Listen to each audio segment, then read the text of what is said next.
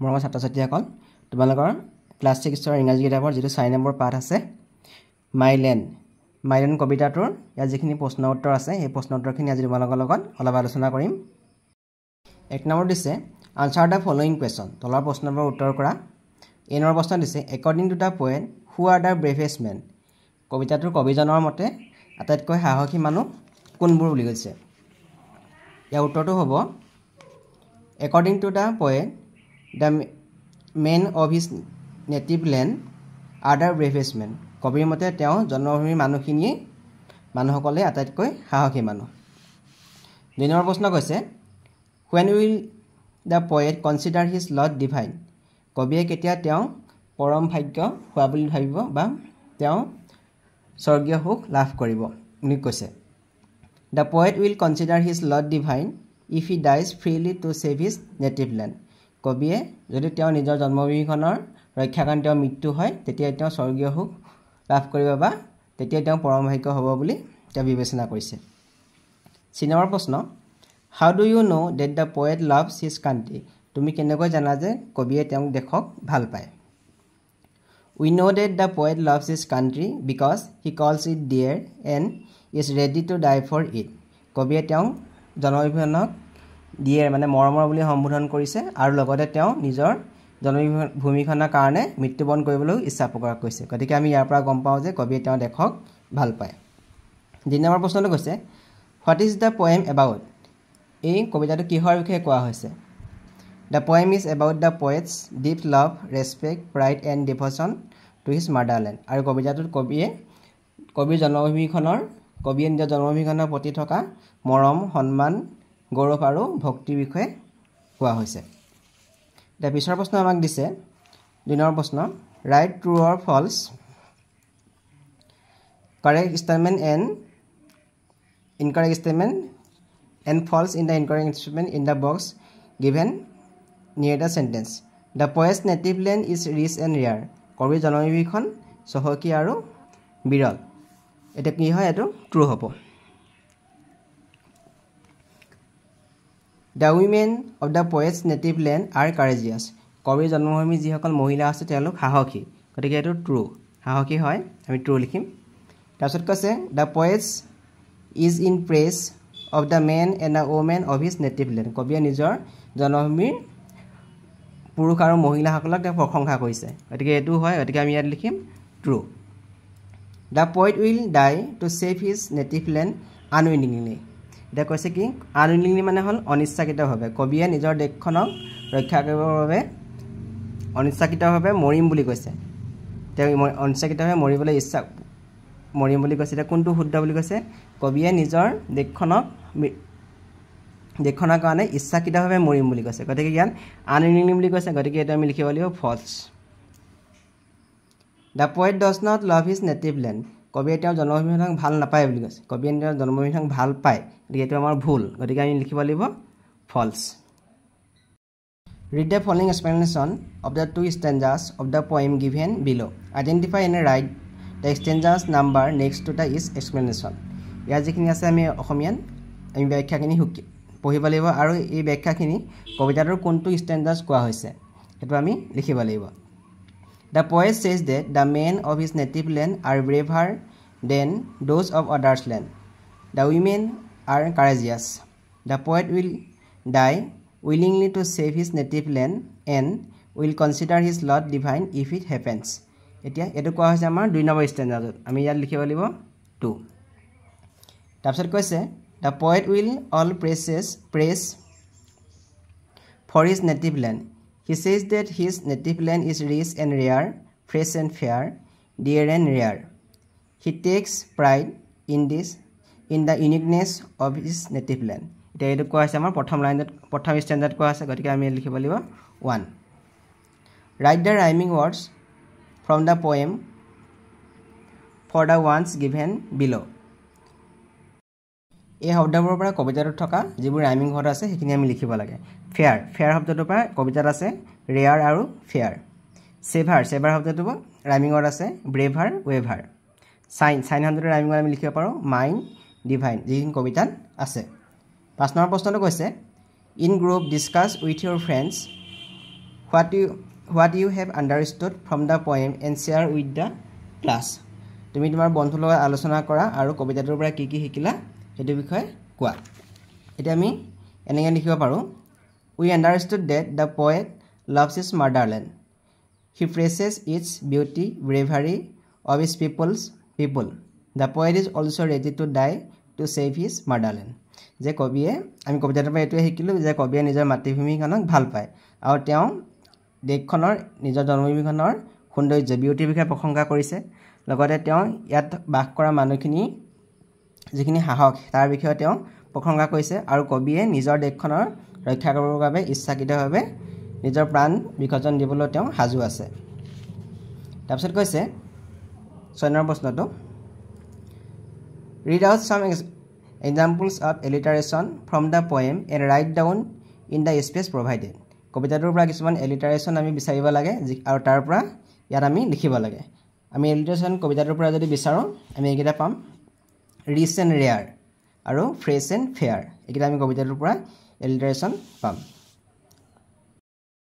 7 number প্ৰশ্ন the poet has used a few adjectives in the describe his native land কবিয়ে নিজৰ জন্মভূমিখনৰ কাৰণে কেবাটো জন্মভূমিখনৰ কাৰণে বৰ্ণনা কৰিবৰ বাবে কেবাটো বিশেষণ ব্যৱহাৰ কৰিছে write the adjective in the space provided আৰু তাত আমি কি বিশেষণ পাওঁ হেখিনি আমি লিখিব লাগে আমি ব্যৱহাৰ কৰা কবিতাটোক ব্যৱহাৰ কৰা যিখিনি adjective হ'ব হেখিনি হ'ব rich হ'ব rare হ'ব fresh হ'ব fair dear braver native divine এখিনি হ'ব adjective খিনি যিখিনি আমি কবিতাটোত ব্যৱহাৰ কৰা হৈছে তাৰপিছত হৈছে বি নম্বৰটো now write a few sentences using the word you have listed above to describe the poet's native land আৰু আমি যিখিনি adjective পালো সেই adjective খিনিৰ পৰা আমি বাক্য সাজিব লাগে যিখিনি আমি কবিতাটোত কবিয়ে নিজৰ জন্মভূমিৰ কাৰণে বৰ্ণনা কৰিছে এতিয়া হেখিনি হ'ব আমাৰ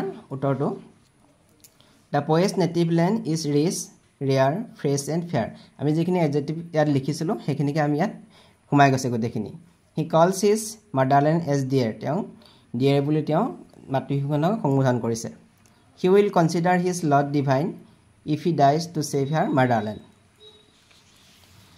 8 নম্বৰ প্ৰশ্ন দিছে we can show love and respect to for our country in our daily life by doing small acts like the ones mentioned below আমি আমাৰ জন্মভূমিখনক যে ভাল পাওঁ নিজৰ দেশখনক যে ভাল পাওঁ তাৰ পৰা আমি সৰু সৰু কিছুমান কামৰ পৰা আমি যে আমি নিজৰ মাতৃভূমিখনক বা দেশখনক ভাল পাওঁ তাৰ আমি প্ৰমাণ দিব পাৰোঁ কি কি কামৰ পৰা প্ৰমাণ কৰিব খুজিছে helping to keep the park roads school office etc clean আমি পাৰ্ক উদ্যান ৰাস্তা স্কুল অফিচ এইবোৰ আমি সাবচিকন কৰাত সহায় কৰি আমি আমাৰ দেশখনক যে ভাল পাওঁ তাৰ আমি প্ৰমাণ দিব পাৰোঁ কৈছে conserving electricity by turning off lights and fans when not in use যেতিয়া আমি বিদ্যুৎ বচাবৰ কাৰণে যেতিয়া আমি লাইট আৰু ফেন ব্যৱহাৰ নকৰা সময়ত আমি হেলক সুইচ অফ কৰি থব লাগে হেতু আমাৰ কৈছে যে আমি নিজৰ দেশখনক আমি এনেকৈ নিজৰ দেশৰ কাৰণে ভাল কাম কৰি আমি সন্মান কৰিব পাৰোঁ আৰু কিছুমান কাম কৈছে আমি প্লান্টিং ট্ৰিজ আমি গছ গছনি ৰুই নিজৰ দেশখনক আমি বচাবৰ কাৰণে চেষ্টা কৰিব বা দেশখনক যে ভাল পাওঁ সেই কামটো কৰি দেখাব পাৰোঁ কিপিং গাৰ্বেজ ইন ডাষ্টবিন আমি আৱৰ্জনা দমবোৰ ডাষ্টবিনত পেলাইও আমি আমাৰ দেশখনৰ কাৰণে যে ভাল পাওঁ হেতু আমি দেখাব পাৰোঁ 9 নম্বৰ প্ৰশ্ন listen to the text read out to you by your teacher as you listen write down the answers in the given spaces beside the questions এতিয়া ইয়াৰ যেটো প্ৰশ্ন প্ৰেগ্ৰাফ দিছে এই প্ৰেগ্ৰাফটো তোমালোকৰ 71 পৃষ্ঠা আছে একেবাৰে শেষ পৃষ্ঠাত আছে 71 পৃষ্ঠাত এটো আছে Bhogeswari Phukanani was a freedom fighter who was born in a noble Ahom family of Nagaon Bhogeswari Phukanani এগৰাকী স্বাধীনতা যুঁজাৰু আছিল আৰু তেওঁ ক'ত জন্ম হৈছিল নগাঁৱত জন্ম হৈছিল she joined the quit india movement তেওঁ ভাৰতীয় আন্দোলনত যোগদান কৰিছিল the movement started in 1942 আৰু 1942 চনৰ পৰা ভাৰতীয় আন্দোলন আৰম্ভ হৈছিল she was a leader of the women's wing of the movement of in Brahmpur near Nagaon. Bhogeshwari Fukonani died a martyr's death on September 20, 1942. 1942 চনৰ 20 ছেপ্টেম্বৰ তাৰিখে তেওঁ মৃত্যু হ'ল। এতিয়া আমাক ইয়াত যিখিনি প্ৰশ্ন দিছে, where was Bhogeswari Phukanani born? Bhogeswari Phukanani ক'ত জন্ম হৈছিলে? উত্তৰটো হ'ব নগাঁও। তেওঁ নগাঁৱত জন্ম হৈছিলে। when did the quit India movement start? ভাৰতীয় আন্দোলন কেতিয়াৰ পৰা আৰম্ভ হৈছিলে? 1942 1942 চনৰ পৰা ভাৰতীয় আন্দোলন আৰম্ভ হৈছিলে। when did Bhogeswari Phukanani died? কেতিয়া ভোগেশ্বৰী ফুকননীৰ মৃত্যু হৈছিলে? September 20, 1942 1942 চনৰ 20 ছেপ্টেম্বৰ তাৰিখে তেওঁ মৃত্যু হৈছিলে। তাৰপিছত দিছে আমাৰ 10 number question, guess what I am? মই কোন ভাবা বুলি কৈছে। ইয়াত দিছে I am the symbol of might and light, of unity and freedom that flies high. The wheel of my heart represents progress, courage, peace and prosperity in 3 colors. এতিয়া আমাৰ ইয়াত যেটো কথা কোৱা গৈছে, আমাৰ ভাৰতৰ ৰাষ্ট্ৰীয় পতাকাখনৰ কথা কোৱা হৈছে। এতিয়া তাৰ উত্তৰটো হ'ব নেশ্যনেল ফ্লেগ অফ ইণ্ডিয়া। ভাৰতৰ ৰাষ্ট্ৰীয় পতাকাখনৰ বিষয়ে ইয়াত কোৱা হৈছে। তাৰপিছত কৈছে ড্ৰ দ্য কালাৰ মি। এতিয়া ৰাষ্ট্ৰীয় পতাকাখন ইয়াত তোমালোকে আঁকি পিনি ইয়াত ৰং কৰিবলৈ কৈছে। 11 প্ৰশ্নটো we take pride in our national flag, historical monuments, etc. Write the names of the few historical monuments of Assam in the space given below. আমাৰ অসমত পোৱা কেইটামান ঐতিহাসিক কীৰ্তিচিহ্নৰ নাম লিখিব লাগে। এতিয়া তাৰ উত্তৰটো হ'ব আমি লিখিব পাৰোঁ ৰংঘৰ, কাৰেংঘৰ, শিৱদৌল, চৰাইদেউ মৈদাম, বিষ্ণুদৌল, তলাতল ঘৰ, শিৱসাগৰ টেং, জয়সাগৰ টেং, কামাখ্যা টেম্পল। এইখিনি হ'ল আমাৰ ঐতিহাসিক কীৰ্তিচিহ্ন। নাও ৰিড দ্য ফলোয়িং লেটাৰ। এখন তলত এখন চিঠি আছে, এই চিঠিখনৰ বিষয়ে আমাক কৈছে, এই পঢ়িব লাগে। Dear Jenisha, how are you? I am fine here. I hope U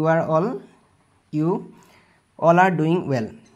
I am very happy to receive your letter today. I was thinking to writing to you about my recent visit to a place of importance. I went to visit Charaideo Moidam with my parents. Eta চিঠিখনত কৈছে কি জেনিছাই মাক দেউতাকৰ লগত চৰাইদেউ মৈদামলৈ ফুৰিবলৈ গৈছিলে বা চৰাইদেউ মৈদাম চাবলৈ গৈছিলে। It has been included in the UNESCO World Heritage Site. আৰু চৰাইদেউ মৈদাম ইউনেস্কোৰ দ্বাৰা বিশ্ব ঐতিহ্য ক্ষেত্ৰ হিচাপে চিনাক্ত কৰা হৈছে। It is matter of pride for all of us. এটো আমাৰ চৰাইদেউ মৈদামক যে ইউনেস্কোই বিশ্ব ঐতিহ্য ক্ষেত্ৰত স্থান দিছে, এটো আমাৰ সকলোৰে কাৰণে গৌৰৱৰ বিষয়। You must visit Charaideo Moidam. I am winding up for today. Wish you good health. Your loving friend Pihu. এতিয়া জেনিছাই পিহুৱে জেনিছালৈ এখন চিঠি দিছে। এতিয়া কোনে দিছে? পিহুৱে। এতিয়া সুধিছে আমাক পিছৰ প্ৰশ্ন দিছে, now find out who the writer of the letter is and what the matter of pride is that the writer is talking about. এতিয়া চিঠিখন কোনে কালৈ লিখিছে বুলি কৈছে? চিঠিখন লিখিছে পিহুৱে। কালৈ লিখিছে? তেওঁ মৰমৰ বান্ধৱী জেনিছালৈ লিখিছে। আৰু ইয়াত গৌৰৱৰ বিষয়ে কি কথা গৌৰৱৰ বিষয়ে কোৱা হৈছে যে চৰাইদেউ মৈদামক ইউনেস্কোৰ দ্বাৰা বিশ্ব ঐতিহ্য ক্ষেত্ৰত স্থান দিয়া হৈছে। এতিয়া আনচাৰটো লিখিব লাগিব, ৰাইটাৰ অফ দ্য লেটাৰ পিহু। মেটাৰ অফ প্ৰাইড, ইয়াত কি বিষয়ে কথা কোৱা হৈছে? Charaideo Moidam has been included in the UNESCO world heritage site. আৰু চৰাইদেউ মৈদামক বিশ্ব ঐতিহ্য ক্ষেত্ৰত স্থান দিয়া হৈছে। তোমালোকে সেইখিনি ইয়াত খালী ঘৰত লিখিবা। তাৰপিছত দিছে আমাৰ 12 নম্বৰ প্ৰশ্নটো, write a letter to your friend telling him or her about your visit to a place. While writing the letter, you should remember the following points. যে তোমাৰ বন্ধুলৈ বা বান্ধৱীলৈ এখন চিঠি লিখা আৰু তলৰ যিখিনি পইণ্ট দিছে, write a name of the person to whom you are writing a letter. প্ৰথমতে নিজৰ নাম লিখিব লাগিব, কালৈ তুমি চিঠিখন লিখিছা। মেনশ্যন দ্য ডেটটো মেনশ্যন কৰিব লাগিব। Begin the letter by greeting the person, তেওঁক সম্বোধন কৰি লিখিব লাগিব।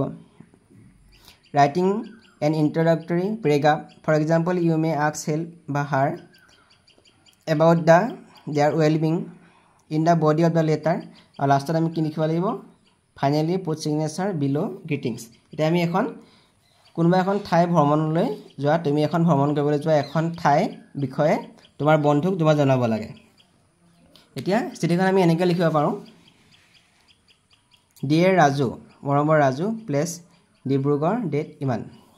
এতিয়া লিখিছে how are you, I am fine here. I hope you are doing well.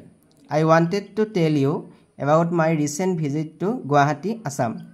চিঠিখনত লিখিছে কি মই গুৱাহাটীলৈ যোৱা এটা বিষয় জনাই বন্ধুটোলৈ লিখিছে I was amazed to see Kamakhya Temple, Guwahati Zoo, Umananda, Saraighat Beach. মই কামাখ্যা মন্দিৰ গুৱাহাটী চিৰিয়াখানা আৰু উমানন্দ সৰাইঘাট দলং এইবোৰ চাই মই বহুত আনন্দিত হৈছিলোঁ I also saw Sankardev Kalakshetra and Science Museum there. মই তাত শংকৰদেৱ কলাক্ষেত্ৰ আৰু বিজ্ঞান Science Museum আমি চালো বুলি কৈছে I really enjoyed the trip and thought you would love it too. মই সঁচাকৈ এই ভ্ৰমণটো আনন্দ কৰিলোঁ আৰু তুমিও হয়তো ভাল পাবা Do visit if you get the chance. সময় পালে তুমিও নিশ্চয় আহিবা Your loving friend মাধৱ এই চিঠিখন মাধৱে তেওঁৰ বন্ধু ৰাজুলে লিখিছে আৰু চিঠিখনত কি কৈছে যে তেওঁ মাধৱে গুৱাহাটীখন চাবলৈ গৈছে গুৱাহাটী ভ্ৰমণলৈ গৈছিলে তাত কি দেখিলে সেইখিনিকে চিঠিখনত লিখিছে এতিয়া 13 নম্বৰটো কৈছে Let's read the conversation between Janissa and her grandmother. আৰু জেনিসা আৰু তেওঁ আইতাক যিখিনি কথা পাতিছে সেইখিনি ইয়াত কৈছে Grandma, my friend Pihu went to Saraighat Maidan. এতিয়া জেনিসাই কৈছে জেনিসা আইতাক কৈছে কি যে আইতা মোৰ বন্ধু পিহুৱে Saraighat Maidan চাবলৈ গৈছিলে Did she we will also go to Saraighat Maidan soon. এতিয়া আইতাকে কৈছে হয় নেকি যে তেওঁলোক গৈছিলে নেকি যে আমিও Saraighat Maidan চাবলৈ যাম I want to see the ৰংঘৰটো এতিয়া জেনিসাই কৈছে মই ৰংঘৰ চাবলৈ যাম ৰংঘৰ চাবলৈ মই বিচাৰো এতিয়া আইতাকে কৈছে কি Rang Ghar is a historical monument Rang Ghar এটা ঐতিহাসিক কীৰ্তিচিহ্ন জেনিসাই কৈছে I saw the photo of Rang Ghar জেনিসাই মই কৈছে মই ৰংঘৰৰ ফটো দেখিছো That's nice এটো ভাল এতিয়া ইয়াৰ পিছত দিছে 14 নম্বৰ দিছে work in groups Discuss and find out the names of few historical monuments and few places of importance of Assam. তোমালোকে অসমৰ থকা কিছুমান ঐতিহাসিক কীৰ্তিচিহ্ন আৰু অসমৰ কেইখনমান ইম্পৰ্টেন্ট ঠাই আৱশ্যকীয় ঠাই বা দৰকাৰী ঠাই তোমালোকে বিষয়ে আলোচনা কৰা After the discussion, write the names and the information that you have now about the historical monuments and the places importance of Assam. তোমালোকে যিখিনি ঐতিহাসিক কীৰ্তিচিহ্ন আৰু যিখিনি দৰকাৰী অসমৰ যিখিনি দৰকাৰী ঠাই সেই ঠাইখিনিৰ বিষয়ে তোমালোকে কি জানা লিখা কোনোবা এটা বিষয়ে লিখা এতিয়া আমি লিখিব পাৰো হিষ্টৰিকেল মনুমেন্টছ হিষ্টৰিকেল মনুমেন্ট কি লিখিব পাৰো Rang Ghar Kamakhya temple Shivadol Saraighat Maidan Talatal Ghar Joysagar টেং কাৰেংঘৰ এটসেট্ৰা আমি এইখিনি ঐতিহাসিক কীৰ্তিচিহ্নৰ বিষয়ে লিখিব পাৰো তাৰপিছত প্লেচেছ অফ ইম্পৰ্টেন্স কি দৰকাৰী ঠাই আছে অসমত মাজুলী শুৱালকুছি কাজিৰঙা নেশ্যনেল পাৰ্ক আমি এইখিনি বিষয়ে লিখিব পাৰো এতিয়া আমি হিষ্টৰিকেল মনুমেন্টৰ বিষয়ে আমি এটা লিখিছো ৰংঘৰৰ বিষয়ে আমি এইখিনি লিখিছো Rang Ghar is a historical monument it is located by Sivasagar of Assam It was built by Swargatiyo Pramodta Singha during 1744 to 1751 AD. Its shape is octagonal at base. The building has 2 stories. The meaning of Rangghar is the house of entertainment. It was the royal sports pavilion where Ahom kings and nobles were spectators at games like buffalo fights and other sports at Rangghar, particularly during the Rangali Bihu festival and other festive season in Assam. যে ৰংঘৰটো আহোম স্বৰ্গদেউ প্ৰমত্ত সিংহই ৰংঘৰটো বনাইছিলে আৰু এই ৰংঘৰটো হৈছে ৰং ধেমালিৰ ঘৰ বা ৰংচোৱা ঘৰ য'ত আহোম ৰজাসকলে বা আহোম ৰাজপৰিয়ালৰ বিষয়াসকলে তাত বহি মহজুজ লগতে অন্যান্য ৰং ধেমালি চাইছিলে ইয়াৰ সবে প্লেস অফ ইম্পৰ্টেন্সত আমি মাজুলী বিষয়ে লিখিব পাৰো Majuli is the largest river island in Assam. It is bordered by the river Brahmaputra and Subansiri. It was the first island in India to become a district in 2016. The island is inhabited by members of the missing Deori Koos Ahom, Sunwal Kosari, Kolita, Koribotta, and other tribes. The majority of the island's population follows Hinduism. Majuli has long been the center of Assamese Neo-Vaishnavi culture. There are many satras in Majuli. These are Auniyati Satra, Gormur Satra, Dakhinpat Satra, Kamalabari Satra, Samoguri Satra, etc. The people of Majuli celebrate Ras with great joy. Majuli জনসাধাৰণে ৰাস মহোৎসৱ বহুত উলহ মালহেৰে উদযাপন কৰে. Let's say these words aloud and notice the pronunciation of S in save, SH in fresh, and CH in ris.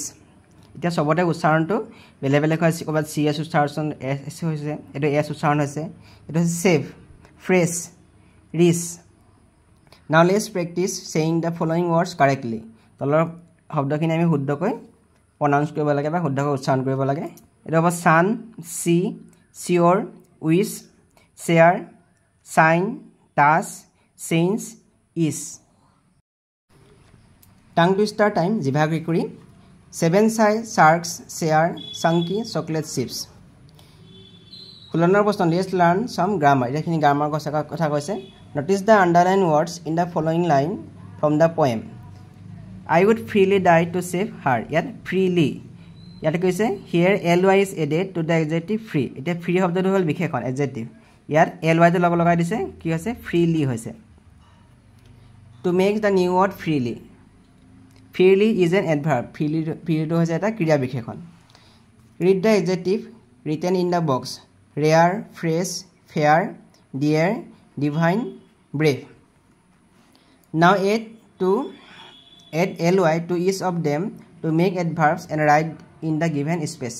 এতিয়া ইয়াত প্ৰতিটো এডজেক্টিভৰ পিছতে ly লগাই দিব লগা আছে. লগাই দিমি খালি ঘৰত লিখিব লগা আছে.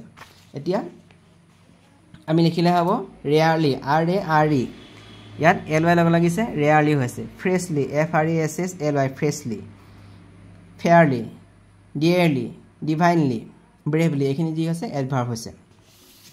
তাৰ পিছত দিছে আমাক choose one adjective and the adverb from by the adding ly to it and make sentences using adjective and the adverb. যে এটা adjective লিখিব লগা আছে, তাৰ পৰা আমি ly লগাই পিনি আমি বেলেগ এটা বাক্য লিখিব লাগে. আমি এতিয়া adjective হিচাপে লৈছো brave. brave মানে হ'ল সাহসী. Kanaklata was a brave girl. Kanaklata এগৰাকী সাহসী ছোৱালী আছিল. আৰু সেই brave শব্দটোকে আমি ly লগাই আমি এডভাৰ্ব কৰিব লাগে. brave টো মানে যেতিয়া এডভাৰ্ব হ'ব, এডভাৰ্বখিনি লিখিবলৈ যেতিয়া কম